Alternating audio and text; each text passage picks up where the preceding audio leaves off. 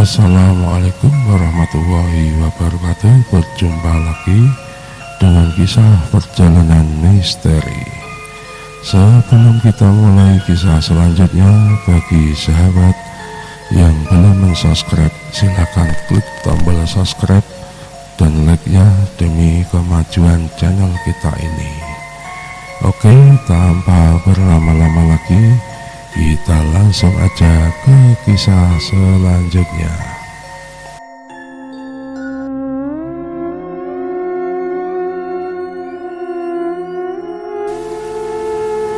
Kisah kali ini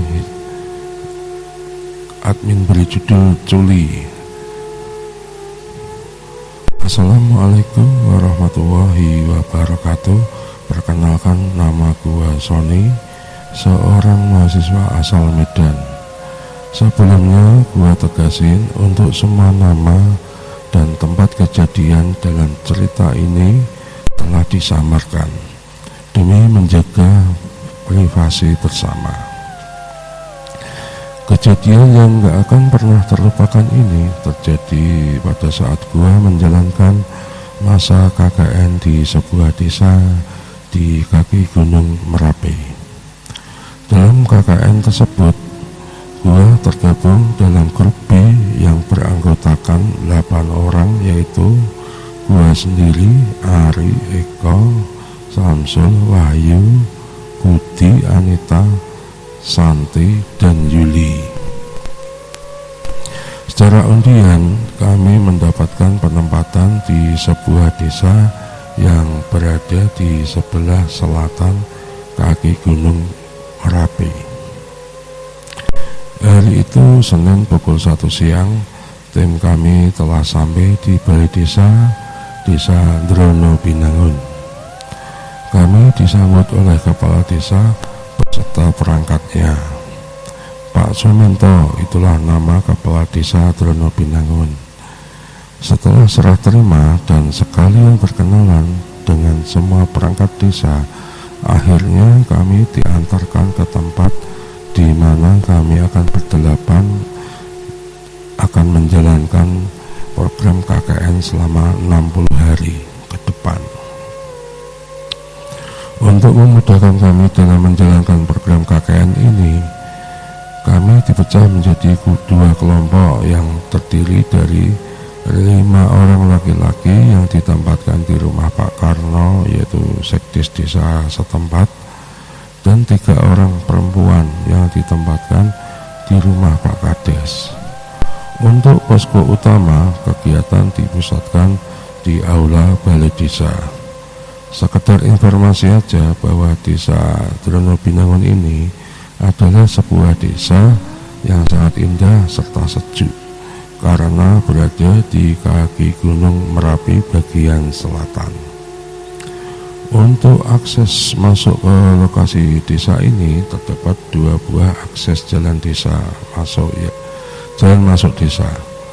Pada kala itu jalanan desa ini belum sehalus seperti sekarang. Jalan masuk desa sebelah utara masih berupa tatanan batu gunung, dan jarak dari pinggir jalan utama ke arah gapura batas desa kurang lebih sejauh 1 km dengan lebar jalan 2 meteran yang melewati beberapa pesawahan dan perkebunan desa. Baru ketemulah satu bangunan pertama di desa tersebut, yaitu bangunan balai desa. Untuk jalan akses masuk desa dari arah selatan masih berupa tanah merah, dan jarak dari jalan raya utama ke batas desa berjarak sekitaran 500 meter dengan lebar jalan cuma 1 meteran yang melewati perkebunan warga dan sebuah lokasi pemakaman desa. Ada sekitaran 10 program pokok kerja KKN kita, yang diantaranya yaitu pendidikan agama untuk anak-anak dan pembinaan kreativitas pemuda yang kebetulan gua sendiri sebagai ketuanya. Sejak hari pertama kami melaksanakan program KKN sampai sekitaran 40 hari ke depan berjalan secara lancar tanpa ada hambatan yang berarti. Berhubung jarak kos ke lokasi KKN tidak begitu jauh, sekitaran 1 jam perjalanan menggunakan sepeda motor, makanya gua putuskan untuk 3 hari sekali pulang ke kos sekalian belanja segala sesuatunya yang berkenaan dengan pelaksanaan program kerja kami. Hari itu Rabu malam Kamis, gua putuskan balik ke kos dan rencananya besok paginya sekalian belanja buku untuk kita bagikan ke anak didik kami di lokasi KKN. Kami sore gua udah sampai lagi ke lokasi KKN sekalian membawa buku yang akan kita bagikan ke anak-anak. Seperti hari biasanya setelah sholat maghrib, anak-anak akan kumpul ke posko untuk melakukan kegiatan pengajian dan selanjutnya diteruskan kegiatan belajar bersama. Tetapi malam itu sampai pukul 7 malam tidak ada satu anak pun yang datang ke posko. Malam itu gua, Eko, dan Santi keheranan karena tidak seperti biasanya anak-anak kok belum datang. Biasanya mereka tepat waktu. Setelah kita tunggu sampai pukul 7:30 malam tidak ada yang datang juga, akhirnya diputuskanlah bahwa program malam itu kita batalkan. Gua dan Eko mengantar Santi pulang ke penginapan rumah Pak Kades, lalu kita berdua pulang ke penginapan kita di rumah Pak Sekdes. Pagi harinya Eko mengajak gua mencari info kenapa anak-anak semalam tidak pada datang ke posko. Kita langsung menuju ke rumah salah satu warga, yaitu rumah Pak Sumitro, yang kedua anak-anaknya ikut program ngaji dan pembelajaran. Diperoleh informasi dari anak Pak Sumitro tersebut kalau mereka sudah tidak mau mengaji dan belajar lagi. Katanya takut akan adanya culi. Dari rumah Pak Sumitro, gua keliling desa menemui semua anak-anak dan mencari jawaban atas adanya isu culi tersebut. Dan ternyata jawaban mereka sama, yaitu mereka takut dengan adanya culi. Jujur aja kita nggak tahu apa itu culi. Akhirnya malam Sabtu kita berdelapan mengadakan rapat mencari info tentang keberadaan culi. Suasana desa sejak kemarin malam tiap habis maghrib menjadi sunyi dan sepi, yang berakibat semua program-program KKN kita menjadi macet semua.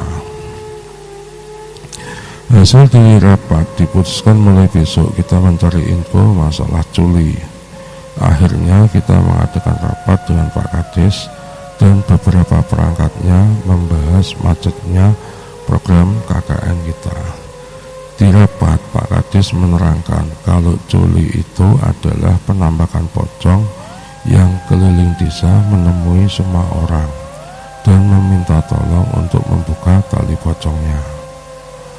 Mendengar penjelasan Pak Kades, jujur saja gua heran, masa zaman sekarang masih ada kayak gitu. Kami semua meyakinkan kalau isu culi tersebut cuma sekedar isu dan tidak ada sama sekali. Kami memohon kepada Pak Kades beserta perangkatnya untuk membujuk kepada warga untuk tetap menjalankan aktivitas seperti biasanya. Akhirnya kami dan semua perangkat keliling desa membujuk warga untuk jangan mempercayai adanya isu culi. Perjuangan kita semua untuk membujuk warga akhirnya tidak sia-sia. Warga mulai sedikit demi sedikit mau mengikuti saran kami semua. Waktu berjalan sesuai dengan rencana kami semua. Tibalah hari Kamis, mulai timbul isu culi lagi. Menurut penuturan salah satu warga, katanya dia ditemui sesosok culi. Gara-gara kabar tersebut, keadaan jadi kacau lagi. Malah yang sekarang kondisinya semakin mencekam. Hampir seluruh warga ketakutan. Bahkan keluarga Pak Kades ikut-ikutan ketakutan. Selama 2 malam sejak adanya isu yang kedua ini, suasana benar-benar sepi dan mencekam. Melihat kejadian tersebut berpengaruh kepada kejiwaan dan mental beberapa anggota kami, terutama yang cewek-cewek, jadi ikut-ikutan ketakutan. Melihat suasana tersebut, jujur gua sangat pusing dan bingung sebab tanggung jawab tim ini ada di tangan gua. Akhirnya gua memutusin untuk melakukan penyelidikan tentang isu culi tersebut. Jujur gua orangnya tidak percaya akan adanya culi. Disinilah kejadian mistis dimulai. Malam itu, malam Selasa, gua dan Eko rencananya mau pulang ke kos. Kita berdua menaiki 2 motor, dan untuk mempercepat waktu, akhirnya kita memutuskan mengambil jalan keluar desa lewat sisi sebelah selatan, yang kondisi jalanannya masih dari tanah merah dan gelap gulita karena didominasi perkebunan warga dan sebuah pemakaman warga yang lumayan luas. Kejadian pertama dialami oleh Eko yang menaiki motor di belakang gua. Pada waktu melewati depan pintu makam, motor Eko macet. Tapi yang aneh, mesinnya masih menyala. Cuma motor tersebut tidak bisa berjalan. Waktu itu Eko penasaran dan berpikir barangkali ban motornya keperosok atau terganjal batu, sebab jalanan masih tanah merah dan bercampur batu, serta suasana gelap gulita. Eko turun dari motor dan mengecek rantai serta ban belakang motornya. Saat dia jongkok mengecek rantai motor dan membelakangi pintu makam, ada suara memanggil, "Mas, mas, tolong mas." Suara tersebut seperti suara perempuan tua. Eko masih belum nengok, dia cuma menjawab, "Tolong apa?" tanpa curiga. Dan sosok itu pun menjawab, "Tolong culi mas, culi mas, tolong mas, culi." Mendengar jawaban tersebut, Eko bangkit dari jongkoknya dan menengok mencari sumber suara. Begitu menengok, dia melihat sesosok pocong berdiri di depannya. Sontak dia langsung lari sekencang-kencangnya sambil teriak, "Culi, culi, culi." Sementara itu, gua sudah sampai di pinggir jalan raya menunggu Eko. Sudah sekitar 15 menit gua menunggu, datanglah Eko sambil ngos-ngosan dan menunjuk ke arah jalan masuk desa. Gua bingung kenapa Eko malah lari-larian, terus motornya kemana, pikirku. Setelah agak tenang, Eko gua tanya, "Kenapa lari-larian sampai teriak-teriak?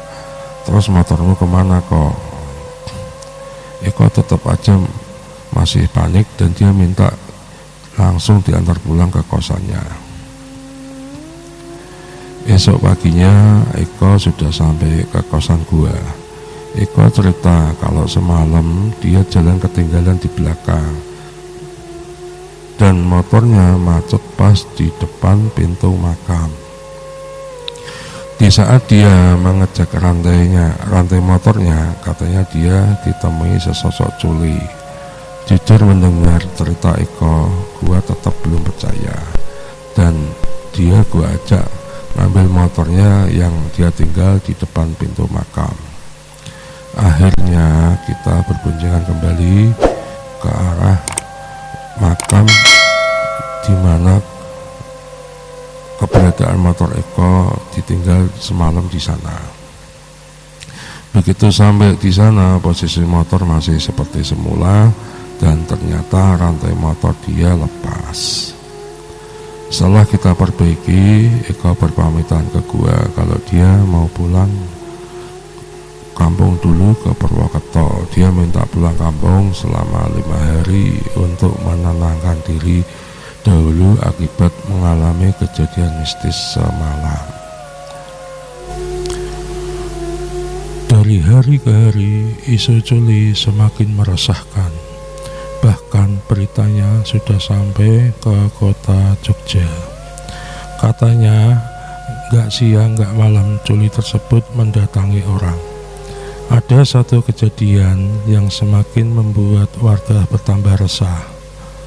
Siang itu, pukul 1 siang sepulang dari kampus, membahas masalah kendala di KKN sama pihak kampus, gua mampir mencari makan siang di warung ramesan langganan. Sesampainya di depan warung, posisi warung lagi persiapan mau tutup. Gua heran, masa jam segini mau tutup?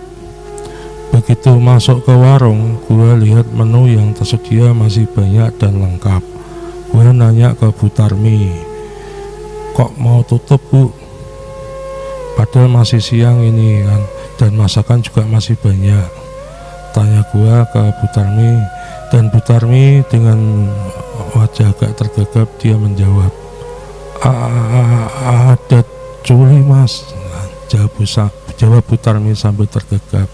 Ada culi Mas dari sini, terusnya. Masa siang-siang ada hantu? Hehehe, jawab gue tertawa.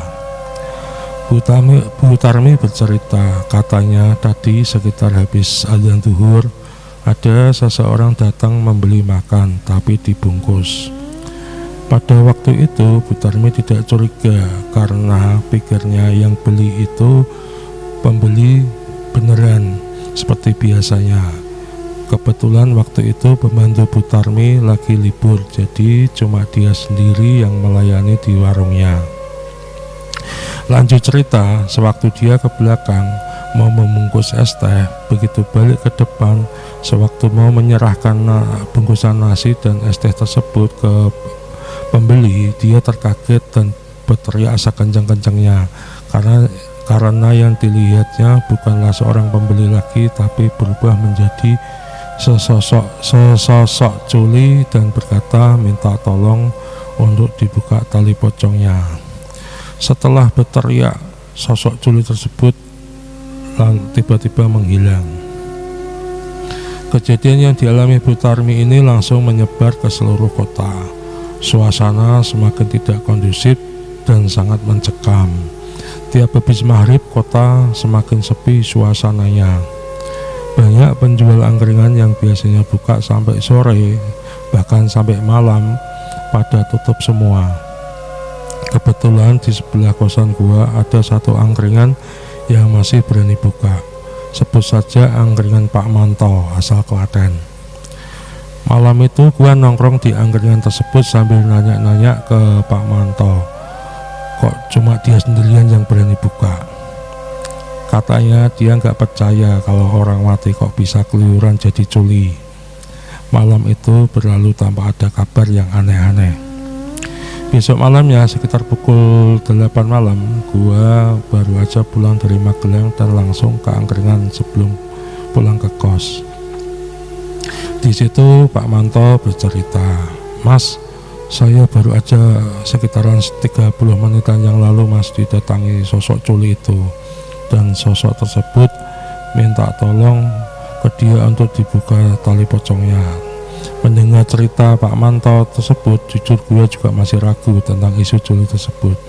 Dan secara tidak sengaja gue berucap, kalau emang benar itu culi, benar ada, suruh nemui gue pak, ntar akan gue bantu sempurnakan.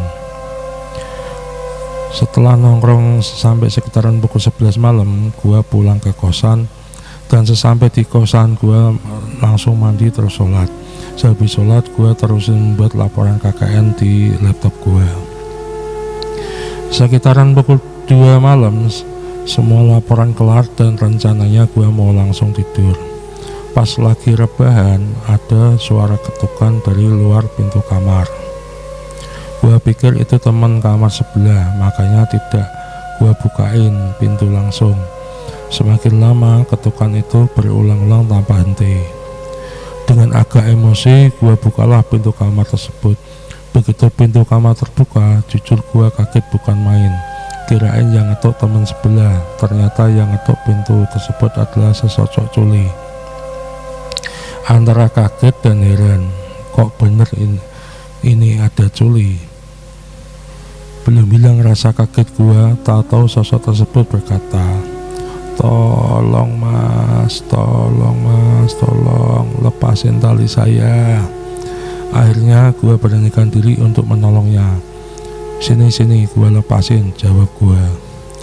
Lalu sosok tersebut mendekat dan yang aneh, begitu tangan saya mau menyentuh tali pocong bagian atas, sosok tersebut terpental beberapa langkah ke belakang dan berteriak panas. Tuh.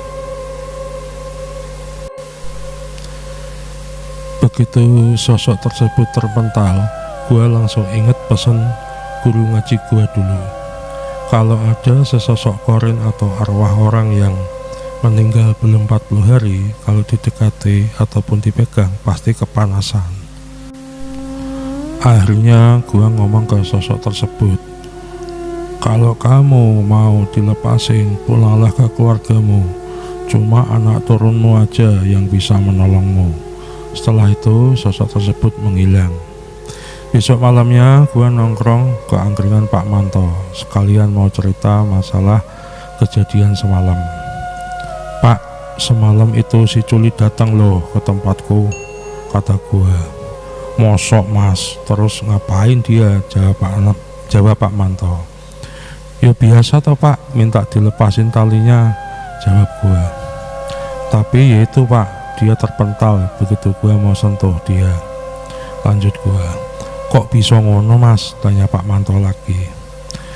Gue ingat pesan guru ngaji gue dulu pak, kalau ada arwah atau korin yang belum sampai 40 hari itu nggak bisa dipegang, yang bisa cuma anak turunnya aja, terang gue. Tapi yang rada heran, gue kok kayak kenal sama muka Culi itu pak.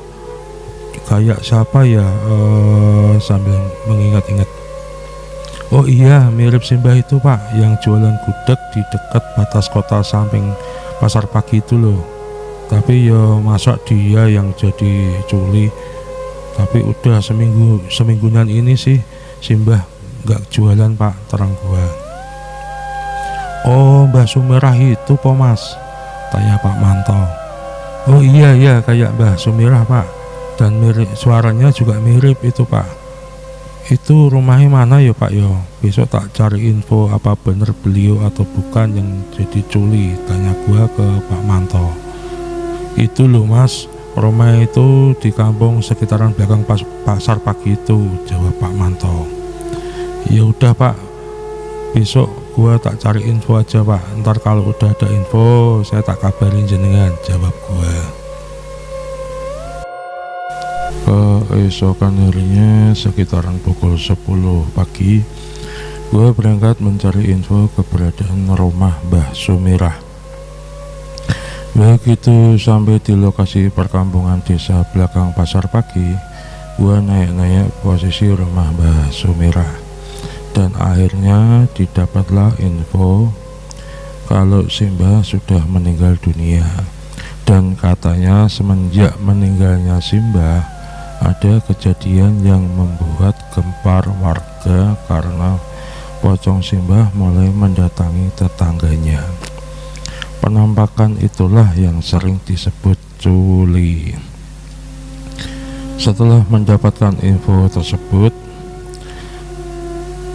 akhirnya gue mutusin untuk mencari info lagi yang lebih komplit dan lebih akurat. Untuk mendapatkan info yang lebih jelas, gue sengaja muter-muter mencari warung yang banyak orang nongkrong di situ. Gak begitu lama mencari, ketemulah tempat yang gue cari. Sebuah warung burjo atau bubur kacang hijau yang kebetulan ada sekitaran 5 orang yang lagi nongkrong di dalam warung tersebut. Sesampainya di burjo, gue pesan mie rebus dan kopi. Dan setelah makan dan kopi, gue deketin salah satu orang yang ada di situ untuk mencari info tentang keberadaan adanya culi Mbah Sumirah. Kang Dayat, dia memperkenalkan diri, yang kebetulan dia seorang mahasiswa yang ngekos tidak begitu jauh dari rumah Mbah Sumirah. Menurut Mas Dayat, kalau berita tentang isu culi memang benar adanya. Bahkan menurut dia, di lokasi di mana dia ngekos, rata-rata sudah pada pindah semua karena pada takut didatangi sosok culi. Karena semakin penasaran, akhirnya gue minta Mas Dayat untuk menceritakan perihal culi sedari awal. Menurut Mas Dayat, begini cerita awal mulanya. Hari itu Senin sekitaran pukul 9 pagi, tersiar kabar dari toa masjid kalau Mbah Sumirah meninggal dunia. Karena kebetulan Mas Dayat ngekos nggak jauh dari rumah almarhumah, makanya dia segera bergegas untuk ikut melayat di rumah duka. Tapi katanya terjadi keanehan pada saat melayat ke rumah duka. Di rumah duka justru para pelayat diusir semua oleh anak-anak almarhumah. Di saat melayat, Mas Dayat dan semua warga tidak boleh masuk ke rumah dan nggak boleh melihat kondisi jasad dari almarhumah. Bahkan rumah ditutup rapat dan dikunci dari dalam. Jadi dari memandikan, mengkafani, dan mensolati semua dilakukan oleh 4 anak almarhumah. Bahkan pas membawa jenazah ke makam dan menguburkannya, para pelayat sama sekali tidak boleh ikutan karena semua cuma melihat dari kejauhan saja. Semuanya dilakukan oleh keempat anaknya. Jadi waktu pemakaman kita cuma boleh melihat dari kejauhan. Dan kebetulan di saat pemakaman turun hujan yang sangat lebat sekali. Setelah menutup makam almarhumah, keempat anaknya langsung pulang dan tidak berdoa dahulu. Berhubung suasana semakin gelap dan hujan semakin deras, semua warga langsung pulang ke rumah masing-masing. Kejadian mencekam dimulai malam harinya, yaitu malam pertama setelah pemakaman almarhumah Mbah Sumirah, yang kebetulan jatuh pada malam Selasa Kliwon. Waktu itu jam menunjukkan pukul 1 dini hari. Mas Dayat dan ketiga temannya masih belum tidur. Mereka begadang sambil main kartu remi. Pas lagi asik-asiknya main kartu, tiba-tiba terdengar suara orang menangis. Suara tangisan itu katanya semakin lama semakin jelas. Karena penasaran, mereka semua mencari sumber tangisan tersebut. Setelah tengok kanan, tengok kiri, kesana kemari, terlihat sosok bayangan putih lagi berdiri di depan pintu rumah almarhumah Mbah Sumirah. Awalnya mereka kebingungan, siapa sebenarnya bayangan itu? Masa ya si Mbah pulang, bisi Mas Dayat ke temannya. Akhirnya mereka berempat berjalan mengendap-endap mendekati rumah almarhumah. Semakin dekat, semakin jelas suara tangisan tersebut. Begitu sudah dekat, barulah mereka sadar jika bayangan putih yang dilihatnya Itu adalah sosok pocong yang masih terikat utuh dari atas sampai bawah, dan posisinya persis di depan pintu rumah almarhumah Simbah Sumirah. Begitu tahu kalau yang dilihatnya itu pocong, akhirnya mereka semua lari terbelit-belit masuk ke kamar masing-masing. Keesokan harinya tersebarlah kabar penampakan pocong Mbah Sumirah tersebut ke seluruh kampung. Mendengar kabar penampakan tersebut, kondisi kampung mulai mencekam. Sehabis maghrib, suasana sepi sekali. Banyak warung-warung yang biasanya buka 24 jam pada tutup awal semua. Malam kedua terdengar suara tangisan lagi. Kali ini suara tangisan tersebut berawal dari rumah almarhumah dan mulai berpindah ke rumah samping-sampingnya. Menurut pengakuan penghuni rumah samping kiri almarhumah, katanya selain suara tangisan juga terdengar suara ketukan pintu. Pagi harinya kabar itu semakin gempar dan suasana kampung tambah mencekam. Bahkan penghuni kos di sekitaran rumah almarhumah mulai ketakutan dan pada pindahan mengungsi keluar daerah tersebut. Cuman Mas Dayat dan beberapa anak kos saja yang tidak pindah karena mereka meskipun takut tapi masih penasaran. Kejadian di malam ketiga katanya semakin mencekam dan semakin seru karena teror pocong semakin merajalela. Waktu itu katanya sekitaran masih sore, sekitaran jam 9 malam, suasana hujan lebat dan listrik mati. Suara tangisan mulai terdengar dan mengetuk pintu-pintu rumah warga sekitaran almarhumah Mbah Sumirah. Gak begitu lama terdengar ketukan pintu kamar kos Mas Dayat. Katanya setelah mengetuk pintu, sosok itu merintih, menangis dan meminta tolong. Kala itu Mas Dayat penasaran dan mengintip dari jendela. Begitu dia mengintip, justru muka pocong itu persis terlihat di jendela sambil melihat ke arah Mas Dayat. Sekitar 10 detikan mereka saling bertatap-tatapan. Gak begitu lama Mas Dayat akhirnya pingsan. Paginya tersiar kabar kalau sosok pocong Mbah Sumirah keliling mendatangi rumah warga sambil meminta tolong untuk dilepaskan tali pocongnya. Makanya warga menamainya dengan Culi. Dari hari ke hari penampakan Culi semakin kemana-mana. Bahkan tidak cuma di malam hari, siang hari juga menampakkan diri. Makanya kabar Culi sampai ke lokasi KKN gua. Yang membuat gua bingung kalau gara-gara Culi warga menjadi resah kenapa pihak desa seakan-akan tidak ada tindakan apa-apa. Setelah menggali informasi dari Mas Dayat, gua putusin langsung hari ini juga menemui perangkat desa setempat untuk menindaklanjuti penampakan Culi ini. Sesampainya di balai desa, gua kebetulan bisa ketemu langsung dengan Pak Kades setempat. Pihak desa membenarkan kejadian adanya Culi ini. Setelah memberikan beberapa masukan ke pihak desa, akhirnya diputuskan bahwa Jumat depan akan dilakukan pembongkaran makam dan penyempurnaan pemakaman dari almarhumah Mbah Sumirah.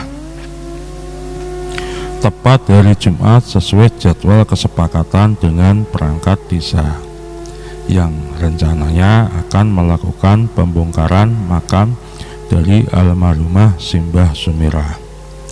Tiba-tiba Anak almarhumah protes kepada pihak desa. Anak almarhumah tidak setuju akan adanya rencana pembongkaran makam tersebut. Kesepakatan berjalan alot karena anak-anaknya tetap tidak mengizinkan makam Mbah Sumirah dibongkar kembali. Mendengar adanya protes dari pihak anak-anak Simbah Sumirah, warga mulai bergerak dan berkumpul mendemo ke rumah almarhumah Simbah Sumirah. Warga semua merasa jengkel dan berencana mengusir anak-anak almarhumah dari kampung tersebut jika menolak pembongkaran ulang makam Simbah Sumirah. Warga berkesimpulan kalau keresahan dan kekacauan ini gara-gara kesalahan dari anak-anaknya dalam memakamkan jenazah almarhumah Simbah Sumirah. Karena ketakutan akan ancaman warga, akhirnya anak-anak almarhumah setuju acara pembongkaran penyempurnaan jenazah Simbah Sumirah. Setelah habis Jumatan, semua warga dan perangkat desa berkumpul untuk melakukan pembongkaran makam Simbah Sumirah. Ternyata setelah dibongkar dan jenazah Simbah Sumirah diangkat kembali ke atas, memang tali pocongnya tidak dibuka sama sekali dari ujung kepala sampai ujung kaki. Akhirnya jenazah tersebut dimandikan lagi dan disolati ulang serta dimakamkan kembali sesuai dengan syariat Islam. Setelah ditutup lubang makamnya lalu didoakan oleh ustadz setempat. Alhamdulillah, setelah acara penyempurnaan tersebut, keadaan sudah mulai kondusif lagi seperti semula. Sudah tidak ada lagi sosok culi yang keluyuran mendatangi warga. Aktivitas warga sudah mulai lagi seperti semula, dan akhirnya program KKN Gua bisa berjalan lagi dan bisa selesai dengan baik meskipun agak molor sedikit dari jadwal semula.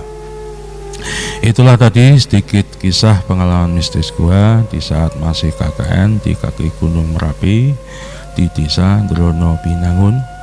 Dan semoga dosa serta kesalahan Simbah Sumirah diampuni dan amal baiknya diterima di sisi Allah Subhanahu wa Ta'ala. Amin amin amin ya robbal alamin.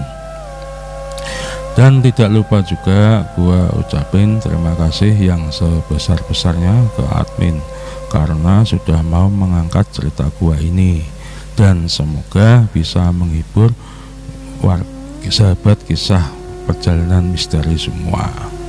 Waalaikumsalam warahmatullahi wabarakatuh. Selesai.